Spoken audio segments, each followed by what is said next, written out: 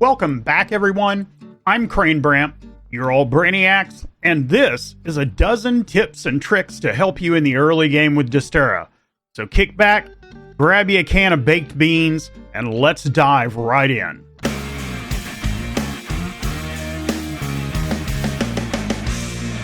If this is your first time hearing about Dysterra, it's a craft, build, survival game set on a future ruined Earth. You return to the surface to mine a rare mineral called Terrasite and encounter legions of robots on the surface that exist just to make your day miserable. Believe me, I know, that's exactly what they're programmed for. Now, before we get started, I'd appreciate a like and subscribe if you're so inclined, and if you guys and gals have any tips and tricks you'd like to share, I'd love to hear from you in the comments. The game is huge with a ton of stuff in it, and other people will have fantastic takes on this, and I'd love to hear from you. So, this isn't a gameplay tip per se, but if you've never heard of Dysterra and would like to get started in it, it's currently in closed beta, and you can request access right on the game's Steam page for free. And that link is in the description. It's a limited time beta, so depending on when you're viewing this, the game may not be accessible, or you may not get access. I'm just putting it out there in case you might want to check it out. When first starting a single-player game, you can adjust a number of slider items that affect in-game play, and one of those is gather rate. Now, since this is a closed beta, dealing with a new game on a limited time, a resource grind can be frustrating. Now, I've been adjusting my gather rate around, and I found that 5, right in the middle, the game goes up to 10, is a really solid setting for me that lets me experience mining while not being frustrated about having to go out and spend like a couple of hours of in-game time each time to get a bunch of stuff. So you can adjust it as you see fit. I find 10 a little bit much, but I do want to point that out, that the setting is there and can be changed. There are a number of other items that you can adjust here, but note that once you've started a game, these settings cannot be changed. All right, so number 3 is kind of a double tip here. While talking about the config, I want to touch on respawn rates. Currently in the beta, loot, resources, ores, and so on have a crazy respawn rate. I wouldn't even consider raising it. That said, do take advantage of this. Try to build your initial base around some ore nodes and buildings with resources that have no enemies. Walking along the southern beach road at the bottom of the map, there are some great places. My current base is down there, and just off the road, it has multiple Terrasite and stone nodes, as well as 3 close buildings with loot with no enemies. You'll be much happier being able to just walk around your base and harvest the ore multiple times per day and run over and get easy loot out of the buildings that don't have any guarded loot. As a disclaimer here, remember that this game is in beta. I'm not expecting final game performance here. Also, any gains you get, if any, from these tweaks may be different from mine. Now, that said, Dysterra runs fairly good. For a general reference, my rig is an AMD 3700X, 64GB RAM, a 2080 Super, and the game's running on an SSD. I'm running at 1440p with a solid 60 FPS with GPU usage hovering in the 70 to 80% range. The 4K performance was all over the board for me, and that was kind of expected. But if you're struggling, here's a few settings that you can tweak. First, although it may seem obvious, dropping to 1080p would be the first choice if you're running at a resolution above that. Beyond that, I trimmed 20% or so off of my GPU load by dropping motion blur to 0, shadow texture to medium, and anti-aliasing to medium with very little quality degradation. I also played around with AMD FSR, which renders the game at a lower resolution and then upscales it. You can see some good games here, although I'm not using it. I don't really need it at 1440p.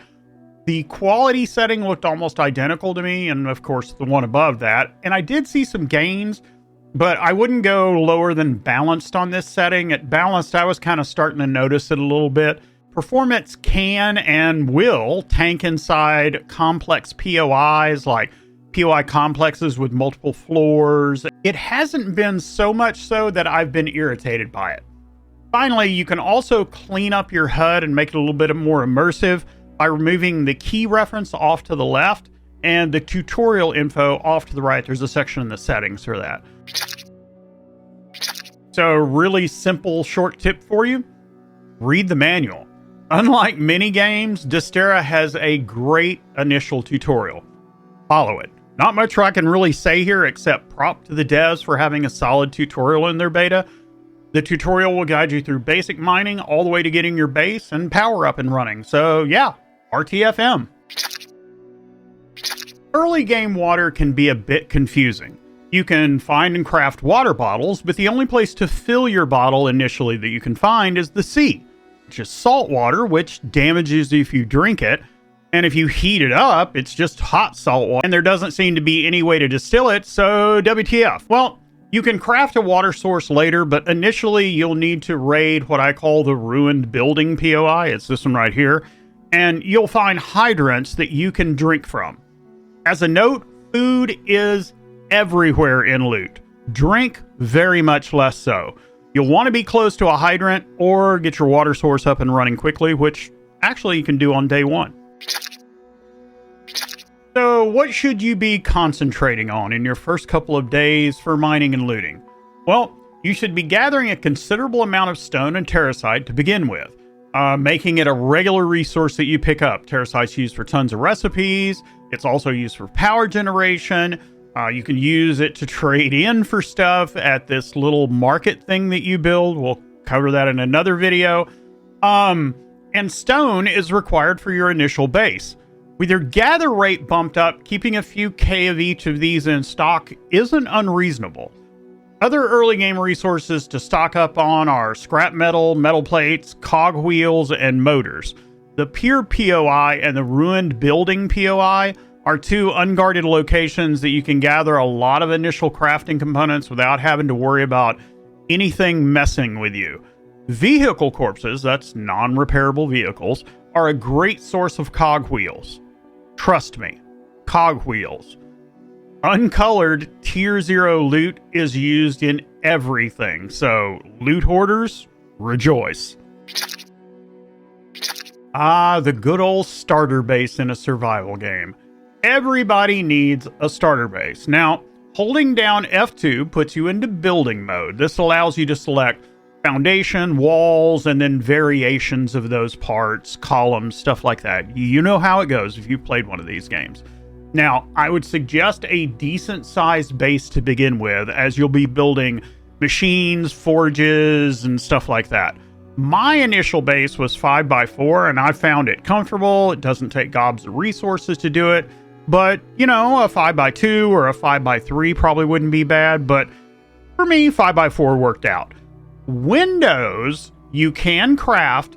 They're made with lenses, however, which are a loot only item, but not having them doesn't give you any negatives in game right now, and there aren't any like wandering enemies. So I wouldn't worry too much about windows if you don't have any lenses early game. You can work on those later.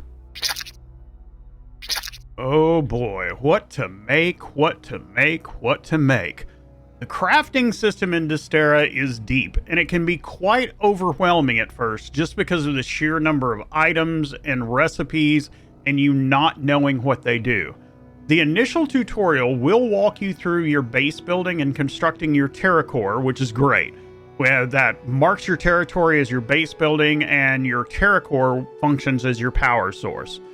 Once that's done, what to do next? Well, I'd select a plasma workbench and then an atmospheric water generator. The workbench opens up your tier 1 plus crafting, which allows you to make your first tier 1 gear set, weapon, and armor.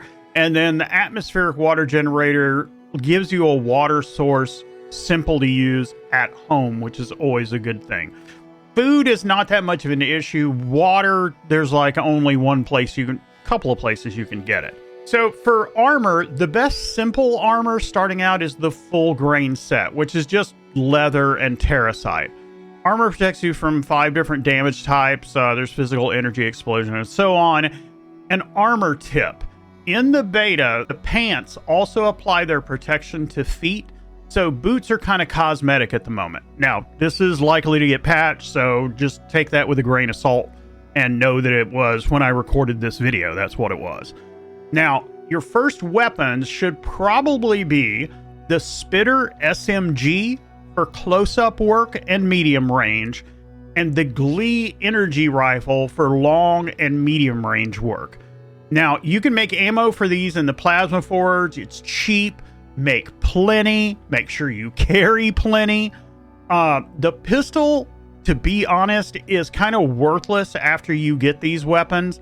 And in my opinion, you're just taking up 2 inventory slots for the pistol and some ammo, but that may differ for you. You could use the pistol to hunt, but I mean, it just takes up inventory space. Anyway. So, consumables. Now, to heal yourself, tier 0 is bandages. If you're looting, you should find tons of these, and they're easy to craft, though. Water can be gotten from the hydrants found in the ruined building POI that I talked about, or from an atmospheric water generator, which is made in the Plasma Forge, which should be one of your initial machines that you make. Food can be gotten from animal corpses and then cooked in the barrel grill or the grill. Both of these are crafted in the Plasma Forge.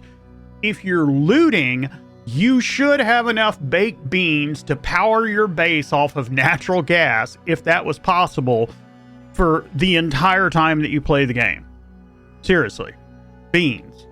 And more beans. And yeah. Dysterra does have vehicles. They are drivable, and getting one early game is very, very simple. You'll find vehicles on the map that you can repair. They take a tire to repair, which you can craft in your inventory for basic resources. Take the tire to the vehicle, repair it, and you got transpo. It'll have a little bit of charge in it, and you can make vehicle charge batteries in your inventory. Easy to achieve day one and immediately helpful. You can find vehicles that you can repair on the roadside, and they're also dotted all along the southern beach road on the map. Vehicle power cells are constructed in your inventory for basic resources. Buildings that you've looted, I've come to think of as being in different tiers, although the game doesn't call them this. So, a disclaimer, this is totally my take on loot and rarity, so be gentle, man. Loot items and gear are kind of organized into colored tiers. Uncolored is like tier 0 basic items that you find in unguarded POIs, mining, breaking down vehicle corpses, animal corpses, and so on. They're ores, basic crafting components used in almost every recipe, basic consumables, and stuff like that. There's green for tier 1, blue for tier 2, and purple for tier 3. The higher the tier, the rarer, quote-unquote, better the item is. A good example is your pistol. You can craft an Aeon and pistol ammo in hand. Doesn't require a workbench or anything else. It's your base tier 0 simple weapon that's serviceable but limited in scope and usefulness. The green tier weapons are things like the Spitter SMG and the Glee, an energy rifle with a scope. These require the Plasma Workbench and basic materials, tier 0, to craft them, but it adds on the requirement of the Plasma Workbench. And you can't assemble the Plasma Workbench until you make and use a Terra core, and that'll power it. So you have to finish your base first. So those are your tier 1 stuff. Loot sources include, for mining, Terrasite and stone. Animal corpses give you leather, meat, and animal parts. Robot corpses, both ones that you find and also ones that you defeat, include crafting components all the way up to tier 3. Vehicle corpses give you crafting components. These are also a really important source of cogwheels. Cogwheels, guys, remember. POIs, you're going to find crafting materials, and you're going to find ammo, and of course you're going to find robots guarding them, which you can also loot, and there'll be higher tier robots in those that give you different stuff. So I've kind of placed POIs into 6 general tiers and kind of 3 categories, depending on what they contain as far as loot and their guardian's threat level. So tier 0, you get some uncolored stuff and some green stuff. There's open and unguarded POIs like the piers and the ruined building, and you'll find basic components in those, and you'll also find some water in one of those. Number 2, there are some open and guarded POIs, and they're guarded by melee bots. You'll find one similar to a ruined building, and you'll find things that you can loot out of the melee bot, and you'll find kind of a higher incidence of crafting components and stuff like that. Then you've got the closed and unguarded and closed and guarded. These are usually guarded or blocked up by energy gates. You can shoot the energy gates to bring them down. Usually takes about 5-6 shots. You're going to find things in here like high resistors, memory chips, processors, pure iron. It's more of your tier 2 stuff, and then with some tier 3 stuff thrown in. You're going to need this to start crafting your tier 2 gear. So basically, you're going to have to outfit with your tier 1 gear. You guys know how the progression goes. And then head into these POIs to start looting stuff to start making your tier 2 stuff. Now, finally, there are closed and guarded with turrets. Those include the much higher level bots. You'll find all tiers of stuff here and higher incidences of stuff like pure iron. Finally, there's a special one. It is, finally, there's a special level of POIs. These are event/boss level POIs. These are specifically planned out POIs like the Chem Factory that have boss level creatures in them and very high level creatures that you're going to have really good loot for. And also, there are some special tier 5 weapons that you can craft, and these event/boss level POIs will drop the only place that you can find crafting materials for those. Little technical tip here. Now, Dysterra only allows you a single save slot, and although the game doesn't auto-save your progress, overwriting that save, having a single save slot leaves you open to glitches, plus you can't have multiple games going, which is kind of important for me as a content creator, but I can also see other people wanting to try out different settings, different saves, and keep their saves. So, really hoping the devs add save slots, but until then, we will persevere. The Dysterra save folder can be found in your app data local Dysterra saved folder. This is normally on your C drive, and mine, for example, is in C, Users, Crane Bramp, App Data, Local, Dysterra, and Saves. Path is up on the screen. Here's a screenshot of my folder, and you'll see that there is a Save Games folder in there. Your save is in this folder. I simply make a copy of this folder with Control-C, Control-V, and then I rename it to something descriptive. You can see here, I have my normal save copy, my YouTube save for the series that I'm running here, a test that I use, and finally, my co-op save for my Twitch streams here where I play with the community. So let's take a scenario. I'm playing on my YouTube series, and I need to swap to my Twitch series because I'm going to play with the community tonight. The first thing I'm going to do is back up my save games folder. So I'm just going to Control-C, Control-V, and then I'm going to rename this to whatever I'm going to put behind it, something descriptive. For me, I'm just going to say Episode 4.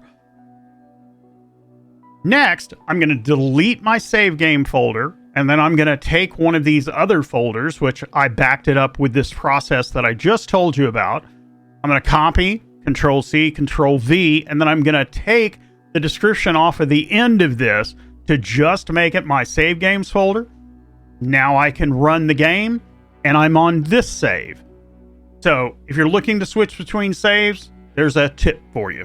So thank you guys for tuning in. I really appreciate you taking the time to hang out and watch the video today.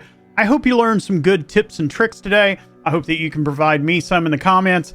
And guys, I will see you next time in part 2, or I'll just see you around Dysterra. Have a great day.